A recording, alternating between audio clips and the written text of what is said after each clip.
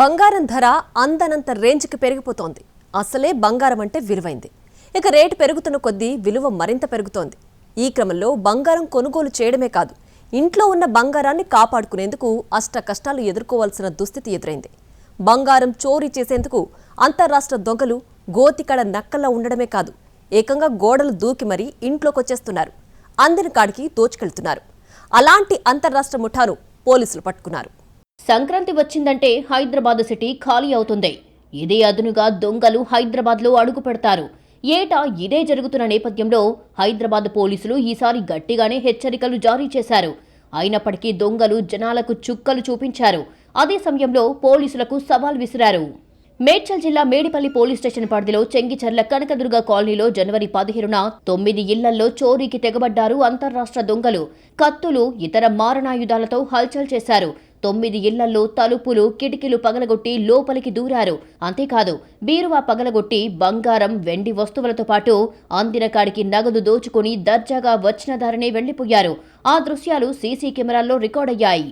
బాధితుల ఫిర్యాదుతో రంగంలోకి దిగిన పోలీసులు కేసు నమోదు చేసుకున్నారు. పండగ పూట సొంతూళ్లకు వెళ్లి వచ్చేసరికి ఇళ్లు గుల్ల చేసిన అంతర్రాష్ట్ర దొంగల ముఠాను పట్టుకున్నారు.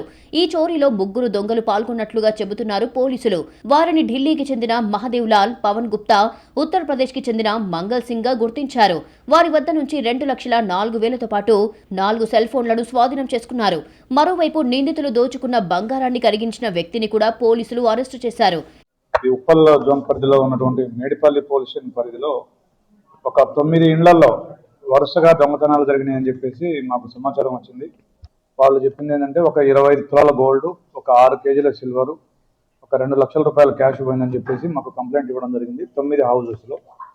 దాంతో వరుసగా దొంగతనాలు జరగడంతో ఈ కేసుని ఛాలెంజ్గా తీసుకొని మా సిపి గారి ఆదేశాల మేరకు law and order and crime సంబంధించి టీమ్స్ ఏర్పాటు చేసి అన్ని రకాల ఆధారాలని పరిశీలించి, సాంకేతిక ఆధారాలు అన్నిటిని కూడా పరిశీలించి ఒక 4 అక్యూజ్డ్, అంటే ఇందులో 3 దొంగతనం చేసినారు. మనకు సీసీటీవీ ఫుటేజ్లో కూడా 3 దొంగతనం చేసినట్టుగా వచ్చింది.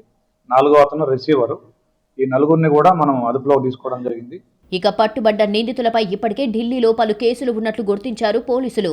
ఈ కేసులో ప్రధాన నిందితుడిగా ఉన్న మహదేవ్ లాల్ తీహార్ జైల్లో శిక్ష అనుభవించినట్లు పోలీసులు గుర్తించారు. పలు దోపిడీ కేసుల్లో పవన్ గుప్తా, మంగల్ సింగ్ తీహార్ జైలుకు వెళ్లిన సమయంలో 3 ముఠాగా ఏర్పడి నేరాలు చేయడం స్టార్ట్ చేశారు.